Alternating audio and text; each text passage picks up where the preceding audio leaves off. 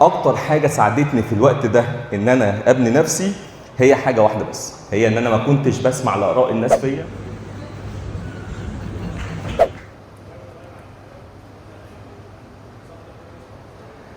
لو هتتمرن 3 ايام في الاسبوع ظهر مع بنش حلو، وباي وتراي وايه وكتف، كرياتين مرعب لكل الناس، وخصوصا لو مامتك سمعت الكلام ده منك مش هتدخلك البيت.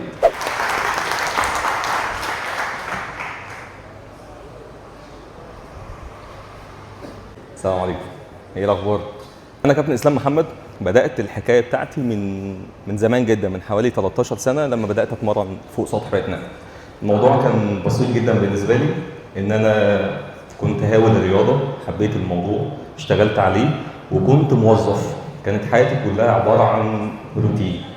بالنسبه لي الروتين كانت اكتر حاجه قاسيه وهتخلي الواحد يعيش حياه حرفيا بيفقد فيها كل معاني او الانبساط اللي بيعيشه، يا هيستمتع بيها ولا هيحس في يوم من الايام ان هو قدر يقدم حاجه لنفسه في المستقبل. فده ما كانش هدف اطلاقا بالنسبه لي في وقت من الاوقات ان انا اوصل له. فبدات اشتغل على حاجه كنت بحبها، وكان الموضوع بالنسبه لي ان انا عايز اطور نفسي فيها، مجال الرياضه. لما اشتغلت في مجال الرياضه حبيت الموضوع بشكل كويس جدا، وبدات اخد خطوات كويسه تساعدني في حياتي ان انا ابقى انسان كويس. وده كان الهدف الرئيسي من ان انا ابدا حاجه. اكتر حاجه ساعدتني في الوقت ده ان انا ابني نفسي هي حاجه واحده بس، هي ان انا ما كنتش بسمع لاراء الناس فيا، او كنت بشوف ان اراء الناس ممكن تاثر فيا. يعني انا كنت بشتغل عشان بحب الموضوع، مش عشان خاطر اوصل لحاجه او انجح 100%. ودي اكتر حاجه ممكن تفرق مع اي حد في اي براند بيبداه او اي خطوه بياخدها في حياته، ان هو ما يخليش الناس تبقى بتتحكم بنظراتها وردود افعالها في الحاجه اللي هو بيعملها. ودي اكتر حاجه صدقني هتفرق معاك لو انت بتاخد خطوه في المستقبل تجاه اي حاجه مهما كانت بسيطه في حياتك. تاني حاجه هو استثمار الوقت. فكره انك يكون عندك وقت بتبدا تستثمره علشان تبدا تطلع من الوقت ده بانتاجيه في حياتك، هي دي اكتر حاجه هتفرق معاك. يمكن تكون معاك امكانيات او معاك فلوس او معاك شويه حاجات تقدر تساعدك انك تبدا وتنجح، بس مش دي الدوافع اللي ممكن تخليك تنجح في اي حاجه. الحاجه الوحيده اللي هتخليك تنجح هو انك بتستمر وبتوصل اللي انت محتاجه، ومش شايف اراء الناس فيك او شايف ان الحاجه دي ممكن تغير او لا. خلاص كده؟ ففكره ان انا كنت بستثمر الوقت حاجه، مثلا انا كنت عندي شغال مثلا حوالي 8 ساعات، كان عندي شغل تاني فكنت بشتغل فيه برضه حوالي 5 6 ساعات. في الوقت ده كان الموضوع صعب جدا ان انا انجح، او ان انا شايف حتى ان انا اوصل لاي حاجه بحبها. بس الموضوع كله كان بالنسبه لي اصلا ان انا مش واخد بالي ان انا هنجح في حاجه. انا كنت بالنسبه لي شغال بعمل حاجه بحبها، ماشي في خطوات ثابته. الموضوع كان يعني في استثمار، او ان انا بستثمر وقتي في حاجه بحبها. بعد كده بدات، انا ليه بتكلم عن موضوع الوظيفه ده؟ لان انا شايف ان انا لو عندي مهارات كويسه اقدر استغلها في حاجه افضل، ده هيخليني في المستقبل احسن بكتير جدا. لكن لو انا بشتغل 8 ساعات في ارض الواقع علشان خاطر ابدا يعني ابدا اشتغل او ابدا اكسب فلوس، فده هيخليني طول الوقت مربوط في ارض الواقع ب8 ساعات او وقت معين لازم ابذل مجهود علشان اكسب. ففكره التطوير هنا ان انت محتاج طول الوقت تشوف بديل يخليك تكسب كويس جدا، وتعمل براند لنفسك من غير ما تحس ان انت طول الوقت مسحول في ارض الواقع علشان تشتغل. خلاص كده؟ فده خلاني ابدا اطور في حاجه بحبها زي مجال الرياضه. وده كانت اكتر خطوه فرقت معايا لما بدات ان انا اصرف من جيبي علشان اطور لمهاره كانت موجوده عندي. فده مش معناه ان المهاره لو موجوده عندك انك هتبدا تكسب منها، غير لما تبدا تطور منها او تبدا تطور من خلال الموارد اللي معاك علشان توصل لحته احسن بكتير. والحمد لله ربنا كرمني وبدات ان انا اطور واخد خطوات ايجابيه في حياتي. من حوالي مثلا 6 7 سنين قعدت في الزون ده محدش هيحاسب عليه غيرك. يعني الوقت اللي انت بتستثمره والمجهود والفلوس واي حاجه انت بتعملها، انت بتعملها في الاساس عشان انت عايز توصل لحاجه انت بتحبها. لا في حد هيساعدك، ولا في حد مهتم ان هو اصلا يشوفك ناجح او لا، ولا في حد مهتم انك انت تنجح من الاساس او لا. عشان كده فكره انك بتستمر في حاجه انت بتحبها ده كان هو الدافع الوحيد اللي هيخليك توصل ليه. بدات ان انا اشتغل على نفسي من حته ان انا كنت شخص بتمرن، والمجال الرياضه بالنسبه لي حاجه بسيطه جدا في سطح بيتنا. لان انا بدات يكون عندي جيم، يكون عندي براندنج خاص بيا، برامج تدريب اونلاين ببيعها للناس من كل مكان في العالم. بقى عندي جيمين، بقى عندي 3 سلسله جيمات. بدات اكون في مجال الرياضه شخص مؤثر جدا. طلعت في التلفزيون، ليا برامج تلفزيونيه كتيره جدا، ليا لقاءات صحفيه كبيره جدا. انا المدرب الشخصي المتحدث عسكري في القوات المسلحه. بدات اخد خطوات كبيره في حياتي، وكان اول خطوه خدتها هي ان انا كنت هاوي حاجه انا بحبها بس. ففكره ان انت كنت بتاخد خطوه تجاه حاجه انت عايزها ما كانش هو الدافع انك انت تنجح. فكره الاستمرار هو اللي هيخليك تنجح. فكره ان انت مش شايف اراء الناس فيك هتخليك تنجح. فكره ان انت برضه حابب اللي انت بتعمله ومش شايف انك هتفشل فيه وما قدامكاش محاولات، دي هتخليك تنجح. على سبيل المثال، لو انت داخل اي حاجه جديده في حياتك وبتقول انا هجرب، او داخل لسه هجرب او هشوف نفسي، فانت داخل مهيأ نفسيا ان انت تفشل 100%. مع اول مشكله هتحصل لك في المشروع اللي انت فتحته انت استسلمت، لانك ما كانش عندك اختيار واحد، انت كان عندك اختيارين، يا تفشل يا تنجح. كل الناس اللي نجحت في اي حاجه وصلت ليها هي نجحت علشان ما كانتش شايفه غير مبدا النجاح. انا داخل المشروع ده يا هنجح يا هنجح. ما هو الطبيعي ان انا لو هبدا حاجه هبداها وعارف ان فيها مشاكل، والمشاكل دي لو انا هستسلم ليها والموضوع بالنسبه لي ان انا يعني هاخدها على محمل الجد واقول ده هتوقف لي الدنيا والموضوع مش هيمشي، فانا كده كده خلاص استسلمت الموضوع. لكن اي حد خد خطوه في اتجاه اي مشروع هو بدا فيه، كان الدافع الوحيد للنجاح ان هو اصلا ما كانش عنده بديل تاني. يعني مره واثنين وثلاثه واربعه وخمسه وحاول لغايه ما وصل. الحياه عباره عن تجارب، والتجارب اللي انت بتعيشها دي انا بشوف ان انت الوحيد اللي يعني ايه بتحصل كل انتاجياتها. لو انت فشلت فلنفسك ونجحت فلنفسك. مفيش حد هيعيش الحياه اللي انت بتعيشها غير نفسك برضه. عشان كده مهما كان المشروع اللي انت بادئه او الخطوات اللي بتاخدها في حياتك مهم جدا تفضل بتعافر علشانها مهما كان الموضوع صعب. عشان كده اي حاجه بتعملها النهارده انت بتبدا تكملها بكره. الوقت اللي انت بتضيعه وساحل نفسك فيه، المشاكل اللي انت حاطط نفسك فيها وهي مش مشاكلك، كل الحكايات اللي انت بتعيشها النهارده هتبدا تضيع فيها وقت تاني بكره او بعده او السنه الجايه، او تكمل على نفس المنوال. لكن لو انت النهارده بتبدا انك تعمل براند لنفسك بفضل وقت كبير جدا للحياه اللي انت مخططها في المستقبل، بتتعب كويس علشان خاطر انت نفسك توصل لحاجه، بعد نفسك عن شهوات كتير جدا، مش شاغل بالك بالناس اللي حواليك، مش ساحل نفسك في حوارات الصحاب والحكايات اللي ممكن تاخدك في سكه بعيده، فده اكتر حاجه هتساعدك انك تبدا تتخلص من كل الحاجات اللي تشدك ورا علشان توصل اللي انت محتاجه. صدقني الحياه اللي انت بتعيشها تستاهل بشكل كبير جدا انك تحسنها وتعيش فيها. لو ما عملتش كده، ولو ما استثمرتش وقتك، ولو ما اهتمتش انك انت تشتغل على نفسك، ولو ما اهتمتش انك يكون عندك مستقبل كويس، وقررت انك تضيع الايام اللي انت بتعيشها والوقت الفاضي، كلنا فاضيين دلوقتي بشكل كبير جدا، لا في مسؤوليات شغلانه ولا عندنا اولاد ولا عندنا حاجات التزامات ممكن تصعبها علينا. فالموضوع ان احنا لو ما استغلناش الوقت اللي احنا فاضيين فيه ده بشكل كويس، احنا اللي هندفع الثمن في المستقبل ومفيش حد هيدفعه جنبنا لما نعيش الحياه بشكل روتيني علشان بقى عندنا التزامات مش قادرين نطور من نفسنا. فلو عندك فرصه انك تطور في نفسك من نفسك، فهي الفرصه اللي فيها وقت كافي انك تعمل ده، ودي افضل وقت، وده بيكون بالنسبه لك افضل وقت، وغالبا في وقت الجامعه او في الوقت اللي انت بتدرس فيه، لانك حرفيا معاك ناس بتساعدك على انك تمارس حياتك بشكل كويس. تمام كده؟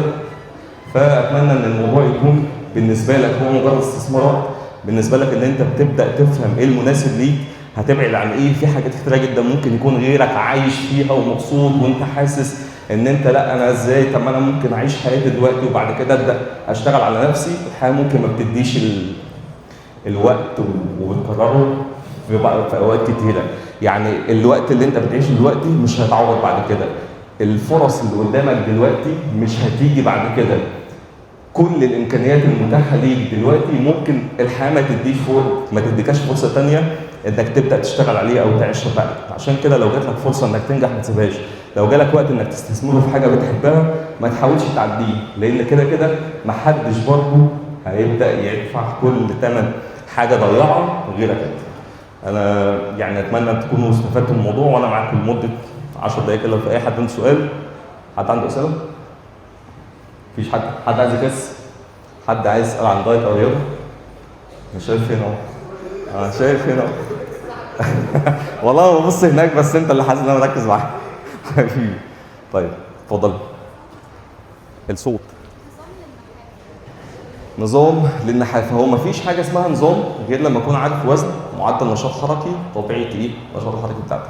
لكن الفكره كلها ان انا لو نحيف وعايز ازيد، فمهم جدا ان انا اخلي معدل السعرات الحراريه بتاعي عالي او كميه الاكل بتاعتي عاليه، زائد ان انا لو هلعب في الجيم ما العبش اي تمارين فيها كارديو او معدل حراري كبير، لان انا محتاج ازيد، فمحتاج اعمل وافر او زياده من عدد السعرات الحراريه اللي داخله الجسم وما ابداش استهلكها في النزول.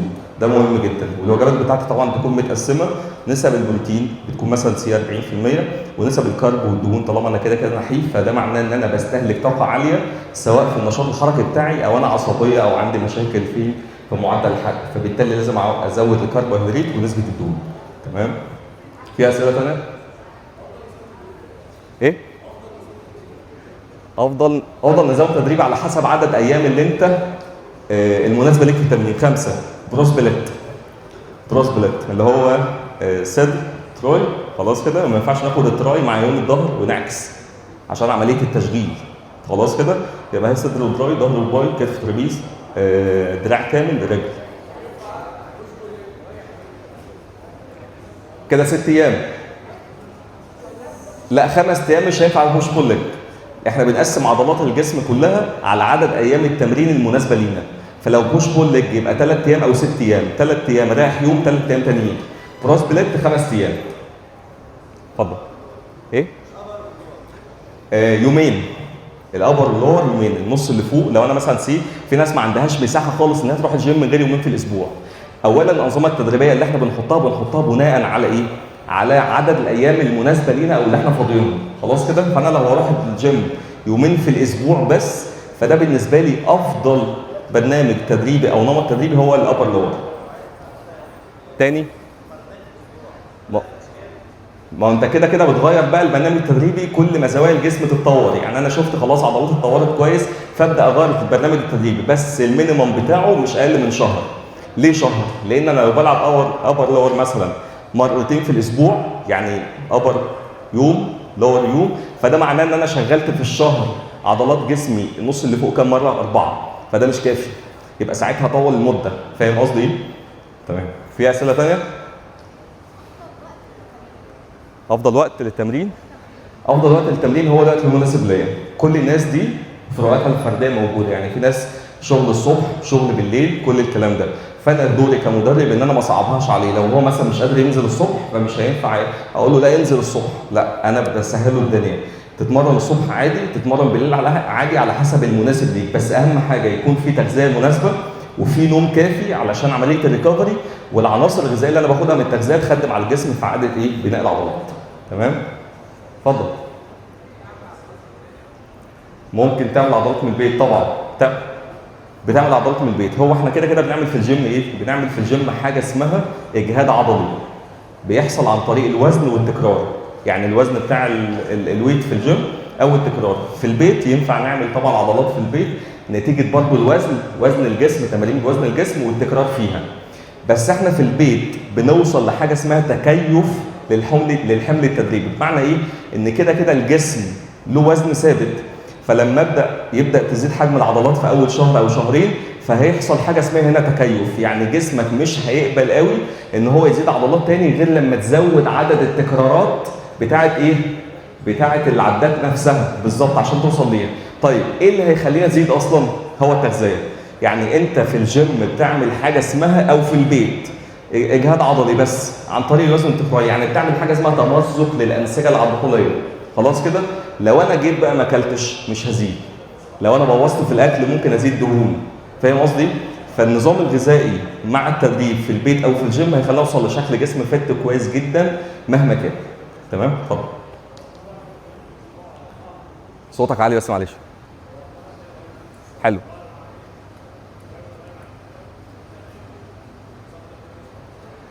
لو هتتمرن 3 ايام في الاسبوع ظهر مع بنش، حلو، وباي وتراي وايه وكتف،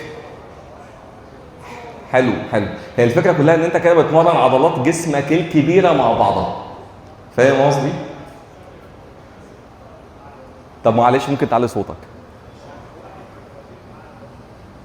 بص المجاميع يعني السيتس والريبس هي بتكون الفوليوم او الحمل التدريبي، بمعنى ان انا ممكن اشتغل مجموعتين بس اجيب اقصى وزن بتاعي، خلاص كده. فهو نفس الهدف اللي احنا كنا بنتكلم فيه، ان انا عندي اصلا هدف في الجيم ان انا اعمل ايه؟ اجهاد عضلي. جاب بقى بمجموعه، جاب اتنين، جاب السوبر سيت بالدروب سيت، فاهم قصدي ايه؟ جاب وزن عالي في اول مجموعه، جه على 4 مجموعات، ما عنديش ازمه. ده على حسب ما انت، يعني انا عندي اصابه في الكتف فما ينفعش ان انا اعمل ده خالص، ما ينفعش العب مجموعتين باقصى وزن عندي، لازم اوزع الحمل التدريبي على ايه؟ على مده اطول. لكن في العموم ينفع اللي انت قلته تعمله، بس تكون بتخدم بالتغذيه بشكل كويس، والريكفري طبعا عمليه النوم. اتفضل. الايه؟ بص تمارين العزل الايزوليشن، بص هي الفكره في تمارين العزل ايه؟ ان انا بعزل وضع الجسم من عمليه تشغيل العضلات، بمعنى ان انا لو بلعب باي، الباي بالشكل كده، طب لو انا بلعب كده بزق معاه، خليت جسمي عامل مساعد للحركه اللي انا بشتغل بيها، وده هيخلي العضله لو كانت بتشتغل او بترفع في الحمل التدريبي ده 90% في الايزوليشن، ففي عمليه التشغيل بوضع الجسم هتستفاد 30% بس، يبقى انا كده ضحكت على نفسي. فعشان كده في ناس بنخليها تشتغل عزل بس، تمارين ايزوليشن، عشان تبدا تستهدف العضله بشكل كويس. التمارين المركبه بيبقى فيها كتير جدا، في ناس عندها اصابات ما ينفعش اخليها تتمرن تمارين مركبه. في الاساس الموضوع بيكون راجع للفروقات الفرديه، لكن كل الانمطه التدريبيه مظبوطه وكويسه. اتفضل.